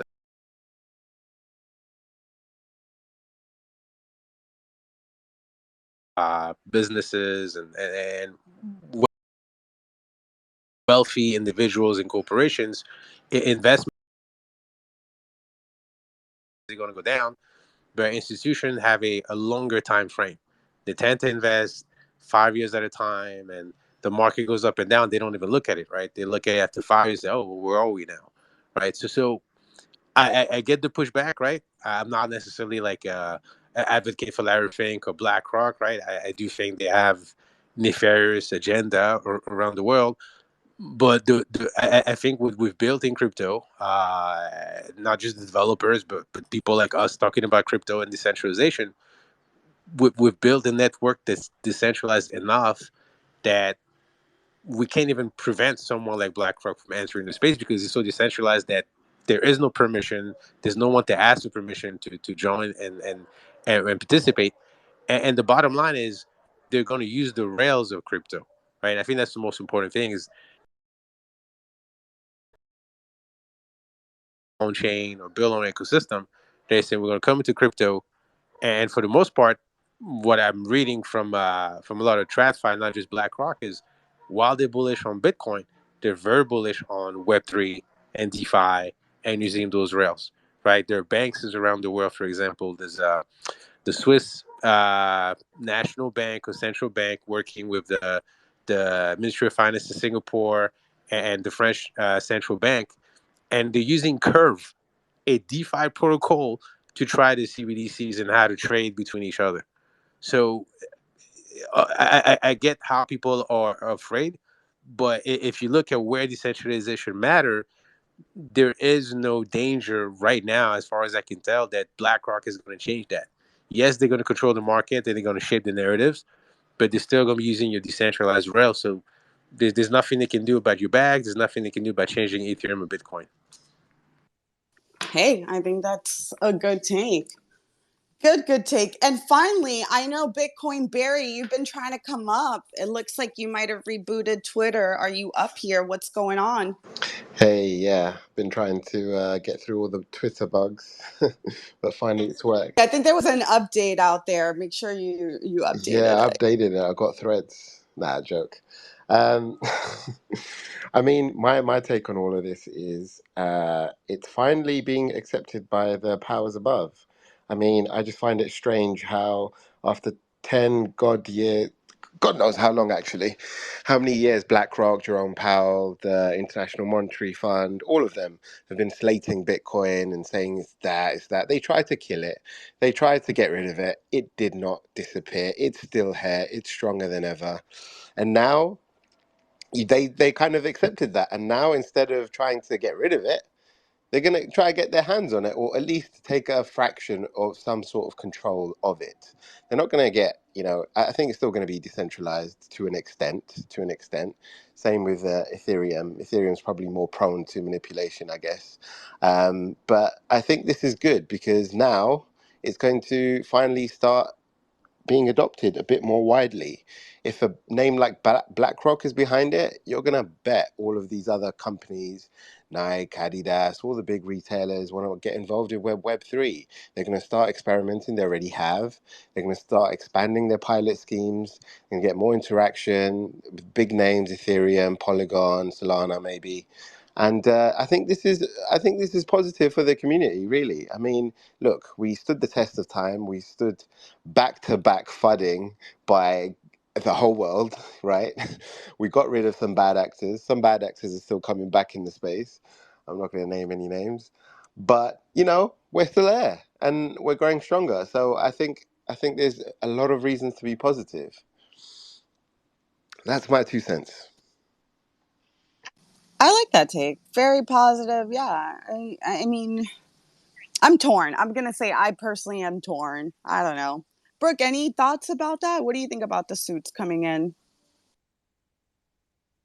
She might not be there. I'll throw it over Oh, to Jess, I'm so sorry. Yeah, I was on a phone call on the other phone. But yes, it's awesome and it's also bad. No, I'm kidding. I don't know what you're talking about. I'm happy for you. Perfect. And That's also the I'm not perfect reading that. answer. Yeah. We never know. Never know. But I love the speculation. I'm kidding. I didn't hear any speculation. Can I say one more thing? That was, Can I say one more thing? of course. The- Yeah. You've been trying to get up here for a while, so you could take the floor and say as much as you like. the truth is, in crypto, we've been through the fucking wild, wild west. We've been through all sorts of scandals and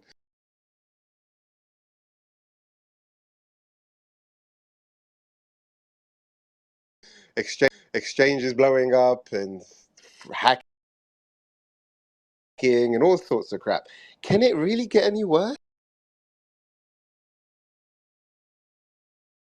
Secretly love the shit that goes on, unless you lose a bag of money. But hey, look, it's crypto. You kind of expected that when you signed up for it. So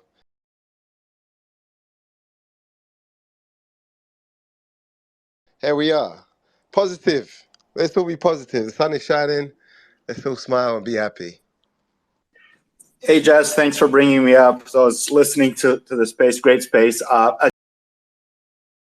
So into Bitcoin at indirectly custody through Coinbase. But the caveat here is that they're going to have discretion about which Bitcoin to honor in case there's a fork. And that becomes a problem when you're talking about that much money being at their control for a fork, right? Because ultimately, when there's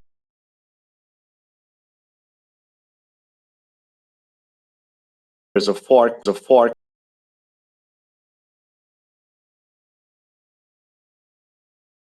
flows determine the longest chain, right? So if you have, if you go back to the old battle of the block size with the miners lost because most money decided to stay with the core chain, and that means that the issue, the block rewards stayed higher for the old chain, and that kind of just unraveled on its own.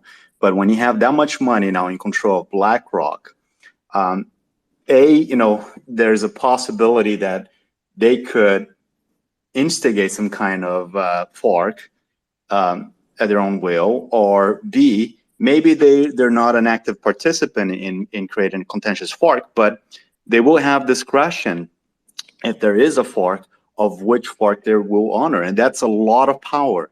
That is a tremendous, no one is talking about this in that term because it's being brushed off as a conspiracy theory that they would not want to fork it. But regardless of their initiating a fork, a contentious fork, if there is one, then they will have a tremendous amount of power in deciding which fork becomes the longest chain, right? And if you go by the idea or the thesis that the longest chain is the true Bitcoin, well, the true Bitcoin, it's going to be decided largely by BlackRock and others, right? So that is a big deal because they will eventually, what that means is that if there is a contentious fork, they're going to honor one or the other.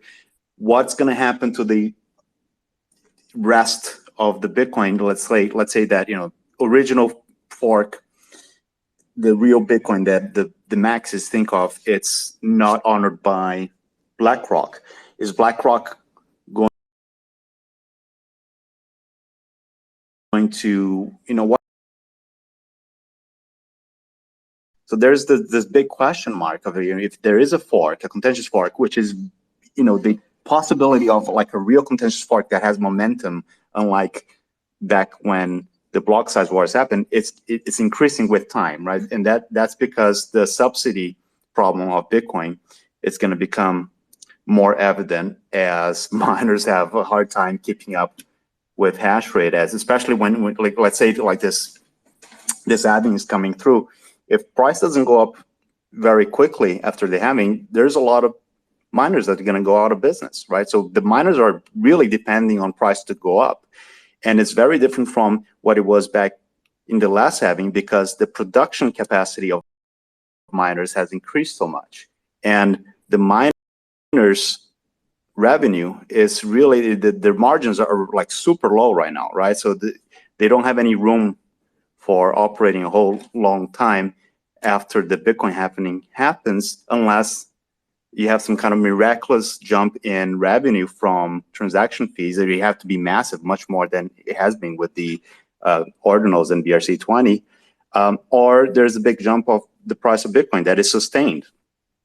And that may or may not happen, right? So if it doesn't happen, then it just plays into that factor. Okay, now there's definitely weakness in the air. Everyone is watching Bitcoin. Everyone's going to be talking about these companies, these public companies, industrial miners that are going to have to be closing doors or merging or doing some, some other weird thing on a negative connotation. So that's not going to be good news for Bitcoin.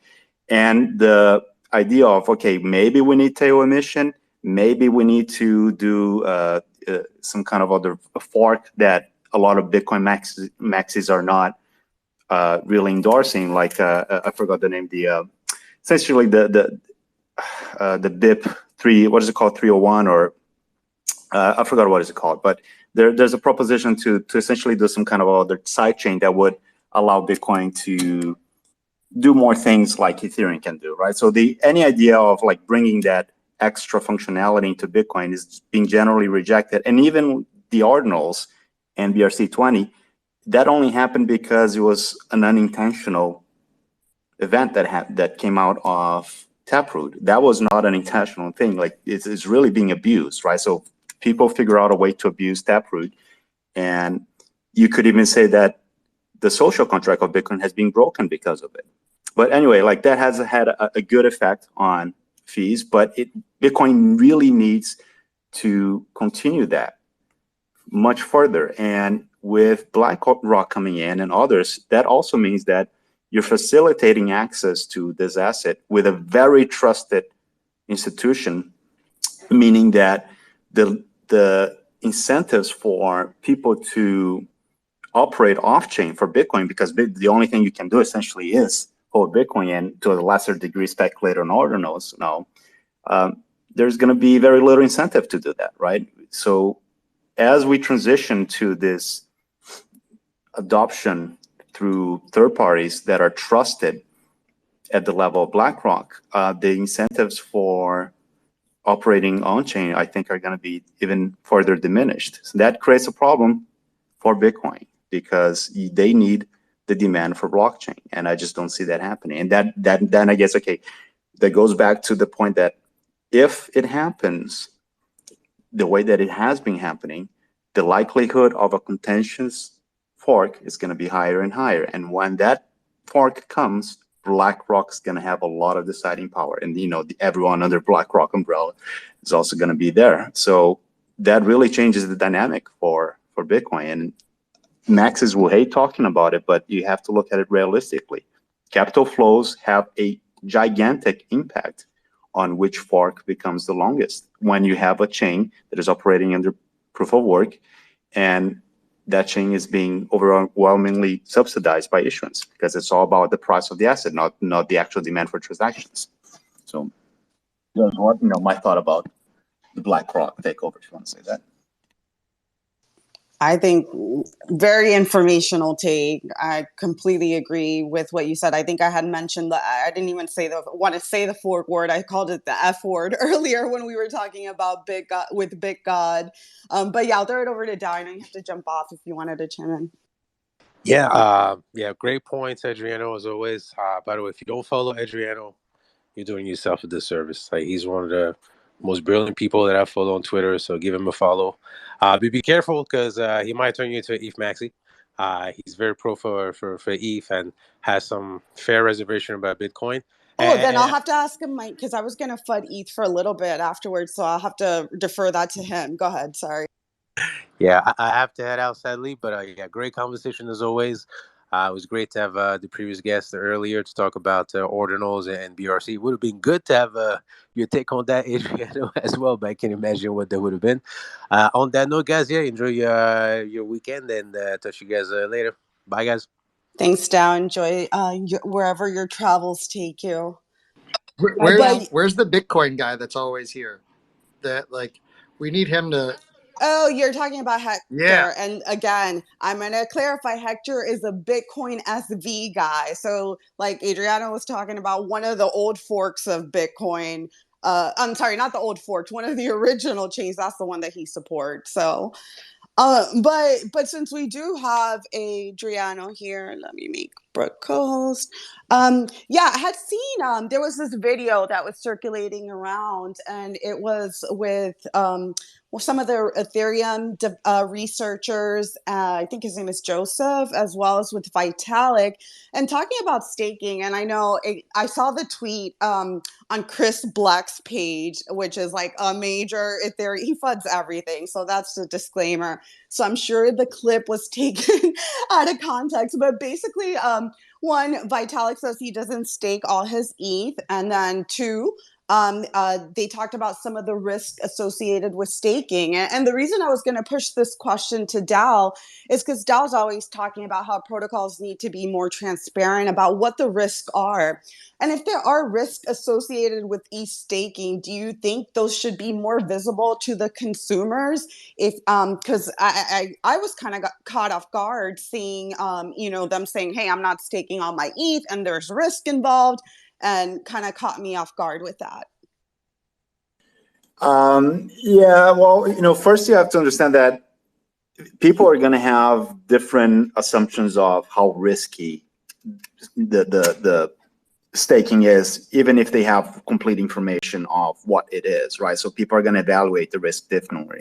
And for people that are very high profile, like Vitalik and all the devs, Justin and all the devs, they kind of have a target on their back, right? If you're a high profile person, on crypto, you have a target on your back. So they are a special case because not only they have a lot of ETH, everyone knows who they are, everyone is tracking what they do, so they're just more likely to be a target for hackers. You know, everyone would love to get their hands in a lot of ETH from any of the OG holders. So they're a special circumstance. And then also they are in a place where it would look very bad for them to stake with a third party. So like if they want to offset the risk of doing self-custodial staking and use Coinbase or whatever, then it wouldn't look very good, right? Because they'll say, okay, why are you doing that? If you're a proponent for self-custody, why are you using a third party? So it'd be something that is hard to explain. But I would understand if they would do that to a certain degree, right? But for them doing self-staking, it is riskier than the normal person. And what Vitalik was saying is that, okay, Vitalik operates on multi-sigs, right? And probably into the future more different forms of account abstractions, just because it is a safer way to hold, especially for him.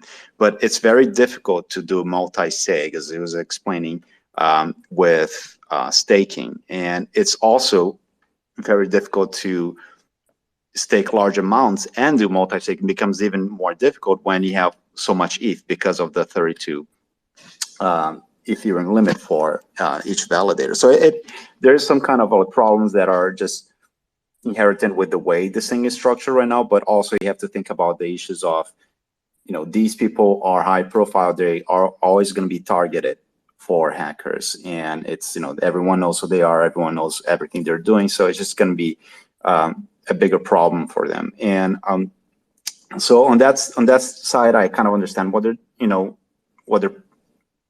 they're coming from.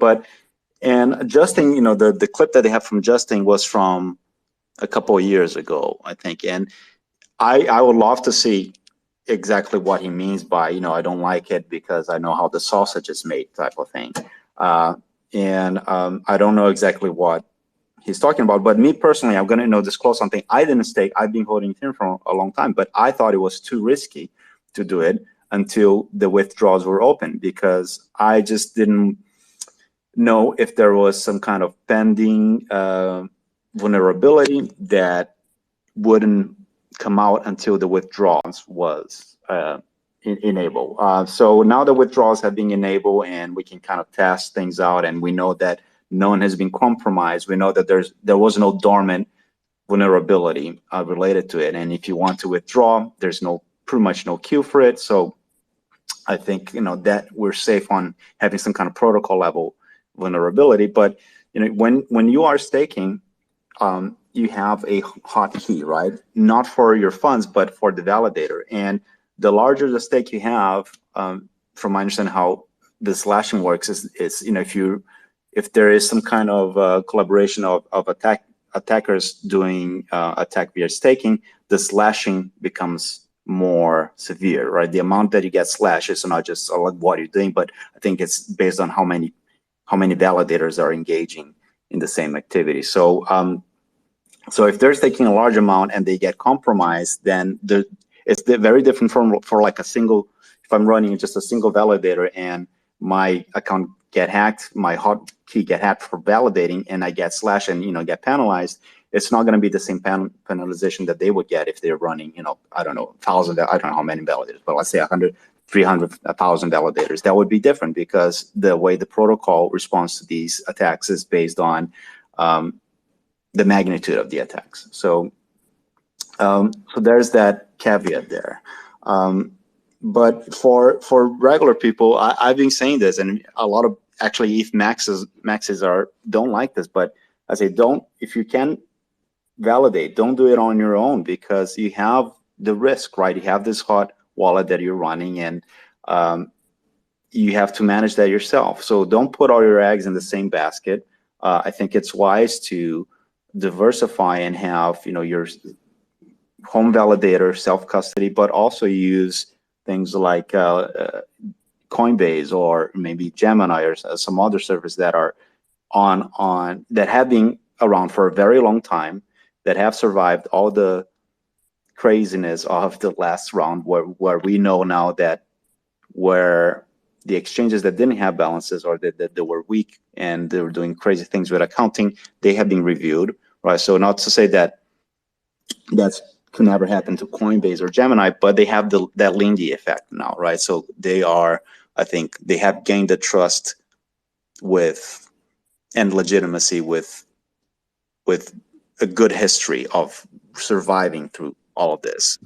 I think, sorry, Adrian, I'm gonna have to cut you short because we're running up to the top of the hour, but I kind of get what you're saying, but then the part is like, if we all stake with Coinbase or with a centralized exchange, then they have the voting power to determine the outcome of Ethereum. So that's going to be my counterpoint. I am going to let Bitcoin Barry go really quick, but I do have to, and then I do want to make sure I get to my co-host, but I do have to start wrapping it up. Yeah, I'm going to be super quick. I just had a quick point to make about, I don't know if you guys have heard, but Robert F. Kennedy Jr. has just admitted to owning 250K in Bitcoin. And I'm sure he won't be the last one. Someone linked to politics and insider trading. We're going to see more of that now that it becomes more mainstream and adoption takes place. But I just thought I'd make that news break. Interesting. Look at RFK buying up Bitcoin. But yeah, just really quick, I just saw something in my feed. It looks like people are getting rate limits on Threads. So the irony of that, it looks like Mark must have copy pasta the code with the rate limit in it.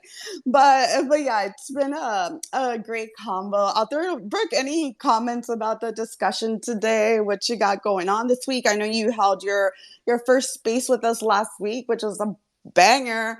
What's going on, fam? Yeah, that space was such a banger. Tammy, are we too old to say banger? I think we are. Yes. I always have to ask my teenager. I said, "What the hell is Riz?" the other day, and he like did the smack the face, head in the hands, and I'm like, just never mind. He's like, just don't say it, mom. Yeah, like that. I like getting into those other types of topics, right? Because like I do lots of things. I'm like kind of a I do a lot of things. So we talked with Zach Voorhees, the Google whistleblower, and got into some pretty like deep topics. It was very good, and I love this thing that we're doing with Crypto and Coffee with the main account, where we're kind of doing. Tammy and I keep saying this, but I think next week for sure we're going to schedule a financial literacy, like let's talk about money kind of thing, and because she's the GOAT, so that'll come up next week. Yeah, just have some cool things happening with Findora that I'll talk probably about next week. Just really getting into ZK and yeah, like social media. Of course, I do still say that word because that's what everybody relates to. But I'm just doing a lot more content and video content. So if you can go follow my YouTube, I have 400 followers on YouTube.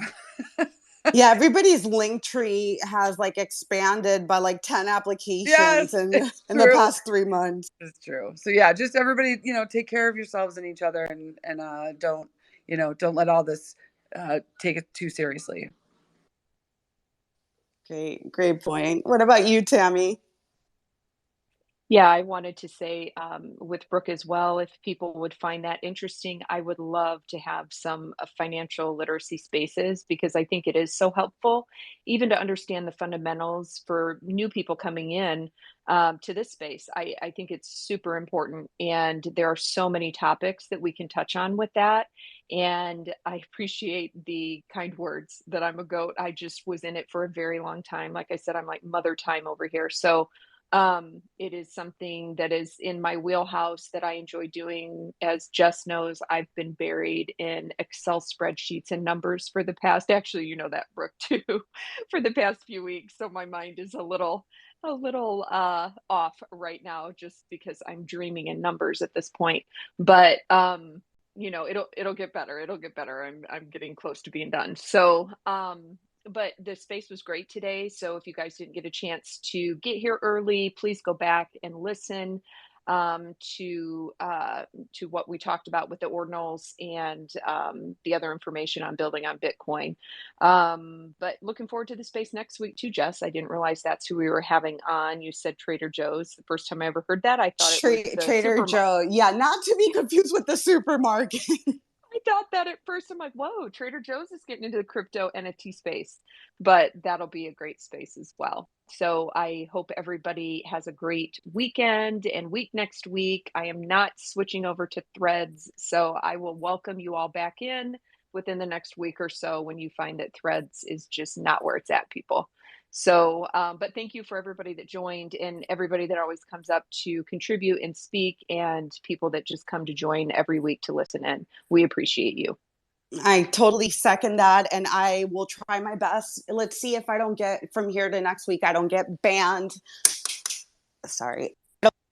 Off of Threads. I'm going to go back there and I'm going to push the limits and see what happens. Have some fun, some real fun over there. But yeah, thanks to all the speakers and listeners.